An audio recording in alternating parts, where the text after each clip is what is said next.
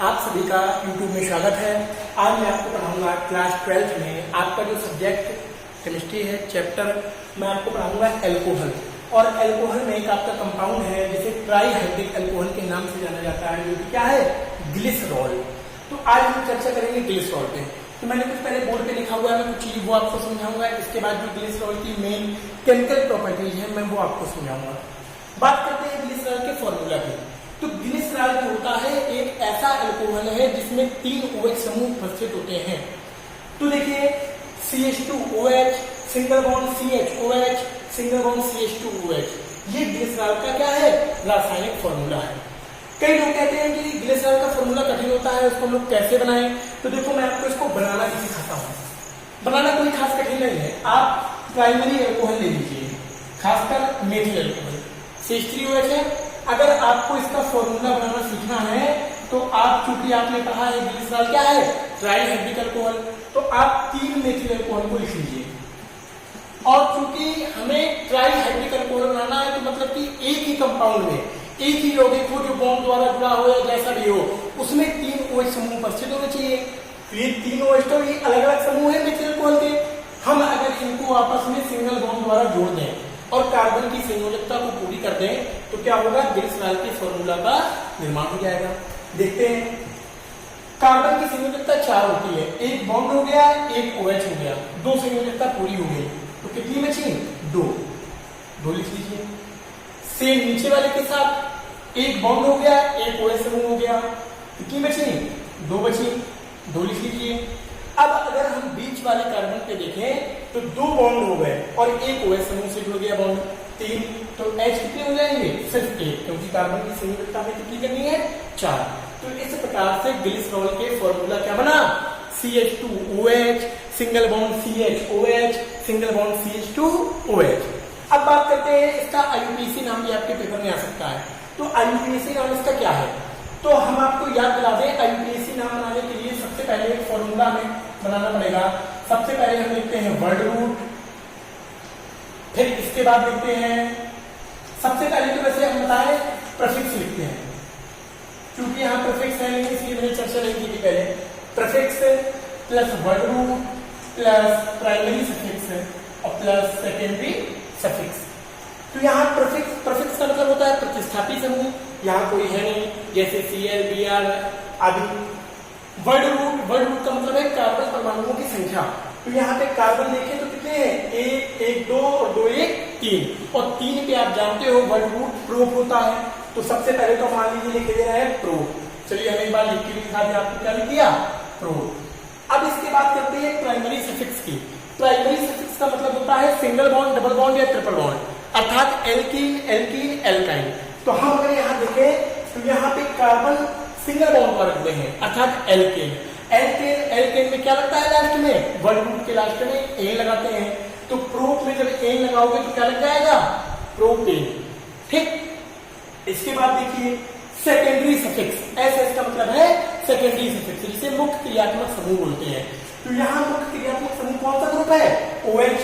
लेकिन ये एक बार नहीं है, कितनी बार है, 3 बार। तो हम क्या करें, जब भी मुक्त क्रियात्मक समूह अगर एक बार किनारे की ओर लगाओ तब गिनती वहां से प्रारंभ करते हैं। क्योंकि यहाँ 3 है तो आप गिनती कहीं से भी स्टार्ट कर सकते हैं। तो हमने मान लीजिए यहाँ से कर दिया तो लिख दिया 1, 2, 3। तो ये जो क्रियात्मक समूह OH है एल्कोहल, इसके लिए हम किसका यूज करते हैं, ऑल का। और ऑल यहाँ पहले, दूसरे और तीसरे तीनों पोजीशन पर है, तो इसलिए हम लिख देंगे 1, 2, 3। क्योंकि 3 बार है तो ट्राई, और एल्कोहल के लिए ऑल। तो इसीलिए ग्लिसरॉल का IUPAC नाम मिल जाएगा क्या, प्रोपेन 1, 2, 3 ट्राई ऑल। अब बात करते हैं ग्लिसरॉल के बनाने की विधियां। तो देखो मेथड ऑफ प्रिपरेशन, हम चाहे तो कई विधि बन सकती है जिससे ग्लिसरॉल बन सकता है, लेकिन मेन जनरली विधि हम ये ले रहे हैं साबुनीकरण, सैपोनिफिकेशन। तो आपको अगर याद हो, एक अम्ल है C17H35COOH, जिसे हम बोलते हैं स्टीरिक अम्ल। ठीक, ऐसे ही C17H33COOH, इसे हम बोलते हैं ओलिक अम्ल। एक होता है C15H31COOH, इसे हम बोलते हैं पॉन्टिक अम्ल। तो ये कुल क्या है, कुल मिलाकर उच्च वसी अम्ल है। तो किन्हीं भी इन उच्च वसी अम्लों के ग्लिसरॉल लवण, तो ग्लिसरॉल का सूत्र होता है CH2OH और इसका OH मान लो जल के रूप में अलग हो गया होगा। तो इन्हीं के ग्लिसरॉल लवण को अगर हम ले लें तो हम यहां लिख ले रहे हैं ग्लिसरॉल स्टीरेट। जब इनकी क्रिया कास्टिक क्षारों के साथ कराई जाती है, या तो सोडियम हाइड्रोक्साइड NaOH अथवा KOH पोटेशियम हाइड्रोक्साइड के साथ, तो हम क्या होता है देखिएगा, हम इसके अगर 3 अणु ले लें तो C17H35COO कुल मिलाकर जो ये निकल रहा है इसे हम बोलेंगे स्टीरेट आयन। चूंकि क्या है H प्लस अम्ल से हटा तो इस पर क्या हो जाएगा माइनस का 1 और सोडियम होता है प्लस का 1, तो जो एक फॉर्मूला बनेगा वो बनेगा C17H35COONA। और हमने ये 3 बार लिया है क्योंकि स्टीरेट आयन 3 बार है, तो सोडियम में कितने हो गए 3, तो जो निकलेगा वो क्या निकलेगा C17H35COONA 3 बार। नाम क्या देंगे, क्योंकि ये स्टीरेट आयन है और ये सोडियम है, तो सोडियम स्टीरेट, और इन्हीं को आप बोलते हैं क्या साबुन। इसकी जगह पे पोटेशियम का क्षार ले सकते थे KOH, कास्टिक पोटाश जिसे आप बोलते हो, तो निकलता C17H35COO के आप बोल सकते थे पोटेशियम स्टीरेट। अब देखिए 3 Na निकल गए और ये पूरा ग्रुप निकल गया, तो यहाँ पर OH समूह बचे 3, तो एक OH समूह ऊपर, एक बीच वाले में और एक नीचे वाले में, तो बन जाएगा CH2OH single bond CHOH single bond CH2OH, मतलब ग्लिसरॉल का निर्माण हो गया। और जबकि हमने यहाँ भी ग्लिसरॉल के ही लवण की मात्रा ली हुई थी, तो इस प्रकार से आप चाहें तो ग्लिसरॉल का निर्माण भी कर सकते हैं। ये तो हो गई ग्लिसरॉल के बारे में कुछ, उसका फॉर्मूला हमने पढ़ा, इसके बाद हमने उसका IUPAC नाम क्या होता है वो पढ़ा। ग्लिसरॉल बनाने की हमने कम से कम एक विधि पढ़ ली, खासकर जो लेना आपके लिए पूछी जा सकती है वो कौन सी, शावनीकरण विधि। अब हम बात करेंगे ग्लिसरॉल के रासायनिक गुणों की जो मेन है, तो हम लिखे ले रहे हैं chemical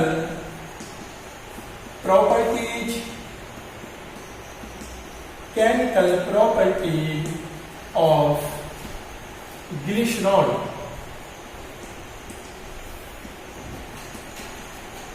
chemical properties of glycerol. चलिए हम बात करते हैं पहली क्रिया सोडियम की। सोडियम से तो देखिए ग्लिसरॉल की क्रिया अगर हम सोडियम से कराएंगे तो क्या होगा, सबसे पहले तो आप ग्लिसरॉल का फॉर्मूला लिखिए CH2OH single bond CHOH single bond CH2OH। अगर इसकी क्रिया हम सोडियम धातु से करा दें तो देखिएगा जब भी किसी OH समूह वाले की क्रिया किसी धातु से कराई जाती है तो हाइड्रोजन गैस बाहर होती है, और क्या होगा यह सोडियम मतलब कोई भी धातु उस समूह पर जुड़ जाएगी। तो अगर ऐसा हुआ तो देखिए क्या बन जाएगा CH2OH की जगह Na लग जाएगा, CHOOH सिंगल बॉन्ड CH2OH, कुल मिलाकर एक H था, और इसको हम अगर गैस के रूप में लिखेंगे तो क्या लिखेंगे 1/2 H2 गैस। ठीक, तो ये तो जो प्रोडक्ट बना सोडियम से क्रिया करने के बाद, इसे आप पता क्या बोलोगे, इसे आप बोलोगे मोनोसोडियम, क्योंकि सोडियम कितनी बार है एक बार, तो मोनोसोडियम ग्लिसरेट, मोनोसोडियम ग्लिसरेट। अगर यही हम क्रिया 2 सोडियम के साथ बनाते हैं तो एक सोडियम ऊपर लगता एक सोडियम नीचे लगता, तो यहां भी H की जगह Na हो जाता और हाफ H2 फिर बनती, तो कुल मिलाकर हम क्या कर सकते थे H2 गैस।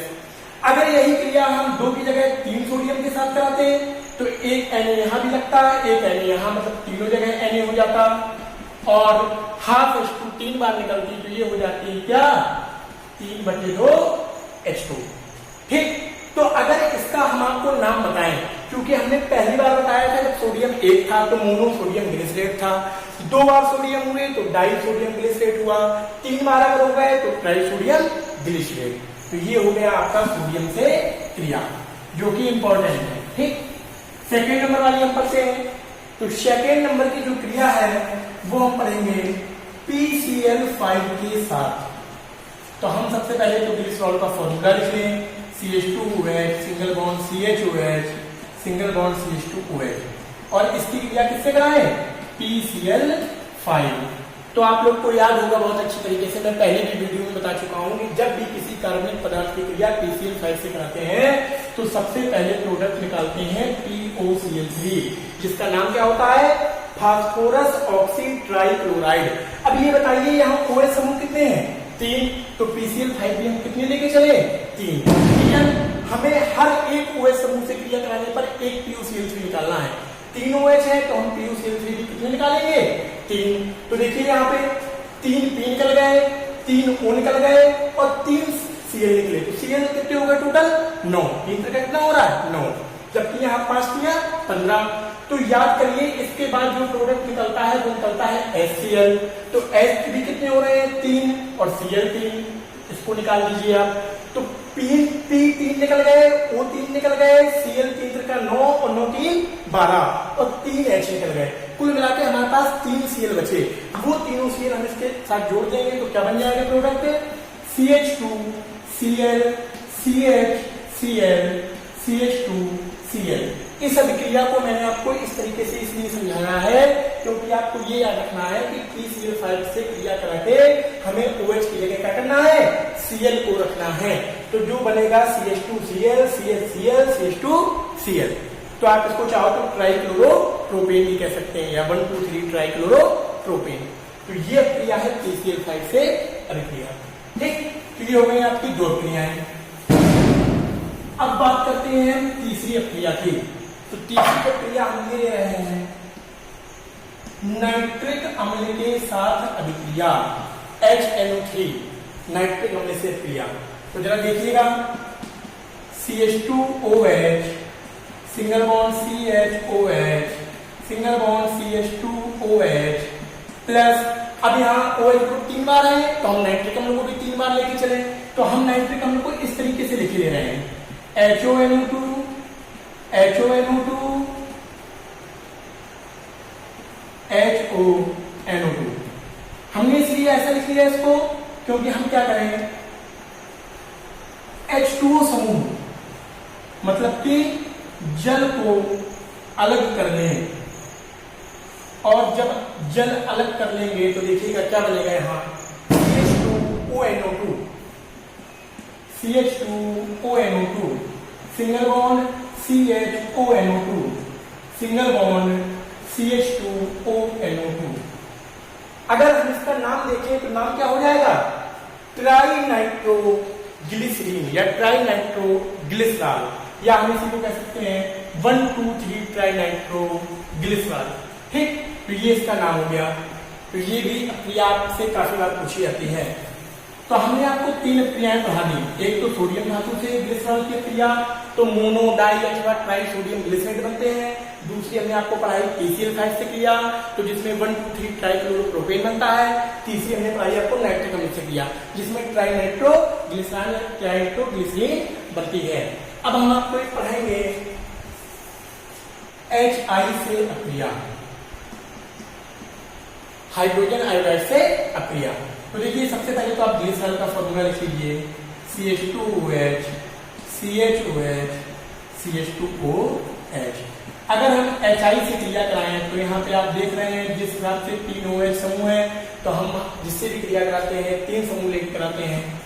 तो क्या होगा, यहाँ से देखिए जल का समूह अलग हो गया, यहाँ से भी जल का समूह अलग हो गया, और यहाँ से भी क्या हो रहा है, जल का समूह अलग हो रहा है। तो हम चाहें तो 3H2O बाहर कर दें तो देखिए क्या बनेगा, I समूह से जुड़ जाएगा तो बनेगा CH2I single bond CHI single bond CH2I, मतलब कि 1 2 3 ट्राई आइडोप्रोपेन। इस प्रोडक्ट को गर्म करने पर ये I2 गैस को बाहर कर देता है। तो जब I2 कहीं से भी नीचे साइड के दो या ऊपर साइड के दो आप अलग करेंगे तो देखिए क्या होगा, यहां बचेगा CH2, फिर बीच में बचेगा CH और नीचे बचेगा CH2I। तो संयोजकता कार्बन की 2 हुई तो डबल बॉन्ड लगा दीजिएगा, यहाँ 2 1 3 हुई तो सिंगल बॉन्ड लगा दीजिएगा। ठीक, तो ये आपका बन गया। अब इसके बाद अगर इसकी हम क्रिया फिर से HI के साथ करा दें तो H यहां लगा, I यहां लगा, तो ये बन जाएगा, आपने मार्कोनी का फनी में पढ़ा है, उस तरीके से भी आप कर सकते हैं। तो ये बन जाएगा CH3 CHI single bond CH2I। फिर से चाहो तो आप इसको एक बार गर्म करके I2 गैस को बाहर कर सकते हो। तो अगर दोबारा आप I2 गैस को बाहर करोगे तो फिर से ये निकल जाएगा। तो देखिए क्या बचेगा, CH3 single bond CH double bond CH2, अर्थात ये जो बना है इसका नाम हो जाएगा प्रोप1E। क्यों, 3 कार्बन है और पहले नंबर पे डबल बॉन्ड है, तो प्रोप1E। तो ये हो गई आपकी HI से अभिक्रिया। ठीक, अब बात करेंगे हम जो ग्लिसरॉल की सबसे मोस्ट इंपॉर्टेंट रिएक्शन है, वो है ऑक्जेलिक अम्ल से। ग्लिसरॉल की सबसे मोस्ट इंपॉर्टेंट रिएक्शन जो है वो किसे है, ऑक्जेलिक अम्ल से। तो देखिए ऑक्जेलिक अम्ल से रिएक्शन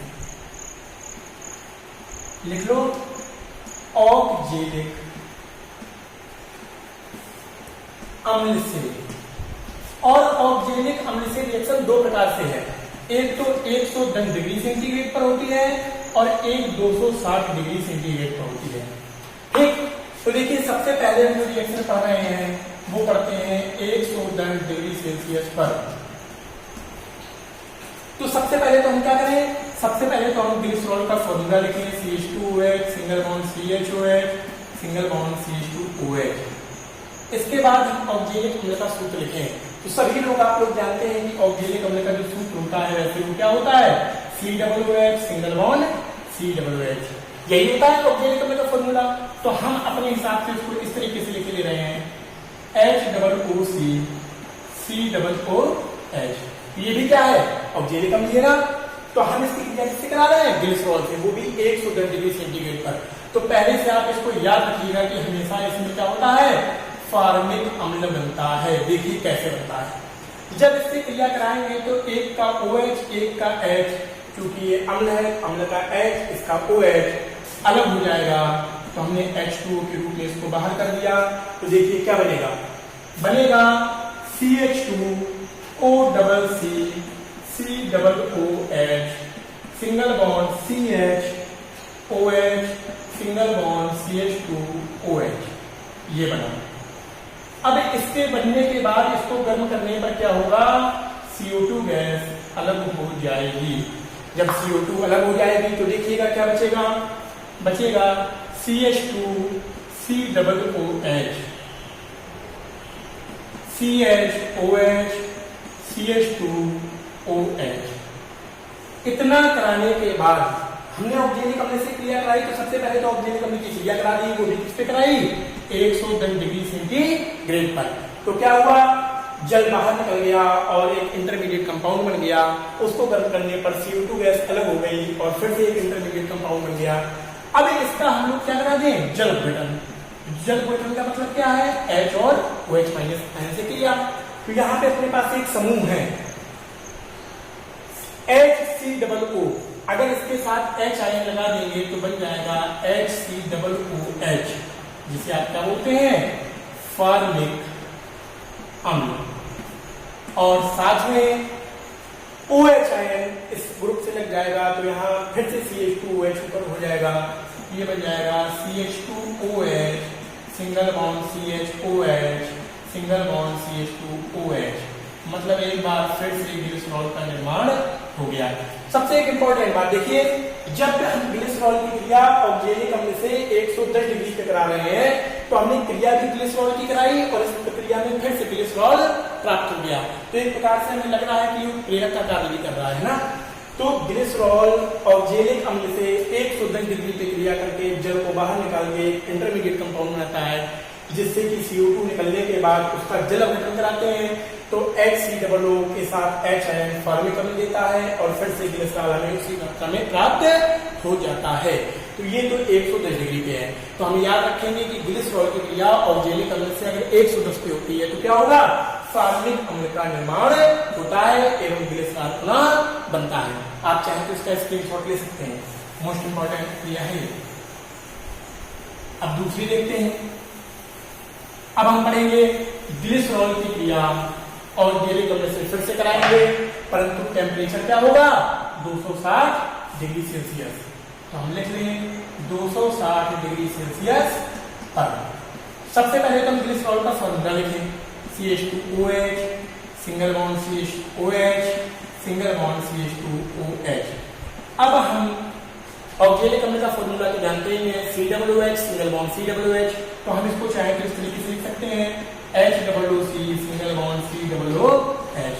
तो COOH सिंगल बॉन्ड COOH। वैसे भी कार्बन और कार्बन की तो बॉन्डिंग होती है, ऐसा हमने इसलिए लिखा कि OH ion H ion OH ion H ion मिलकर क्या निकाल दें 2H2O निकाल दें, वो भी कितने टेम्परेचर पर 260 डिग्री सेंटीग्रेड पर गर्म करने पर। तो देखो क्या बनेगा, यहां बचेगा CH2 डबल OC, यहां CH डबल OC, ये भी बॉन्ड है, यहां भी एक बॉन्ड लगा है आपस में, और लास्ट में सिंगल बॉन्ड CH2OH। ये इंटरमीडिएट माध्यमिक कंपाउंड बन गया, माध्यमिक यौगिक बन गया। अब इस माध्यमिक यौगिक को गर्म करने पर एक ये CO2 एक ये CO2, तो 2 CO2 अलग हो जाएंगे।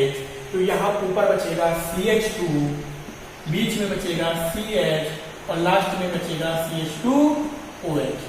जब इसकी बैलेंसी को कंप्लीट करोगे तो कार्बन की 2 बैलेंसी है तो डबल बॉन्ड, यहाँ 2 1 3 है तो सिंगल बॉन्ड। आपने पढ़ा होगा कि CH2 double bond CH single bond CH, इस ग्रुप को बोलते हैं एलिल। चूंकि ये अगर CHO था तो एक्रोनिल बनाता है, अभी मैं वो भी रिएक्शन आपको बताऊंगा। और जब यहाँ OH होता है तो हम लोग उसे बोलते हैं एलिल एल्कोहल, एलिल एल्कोहल।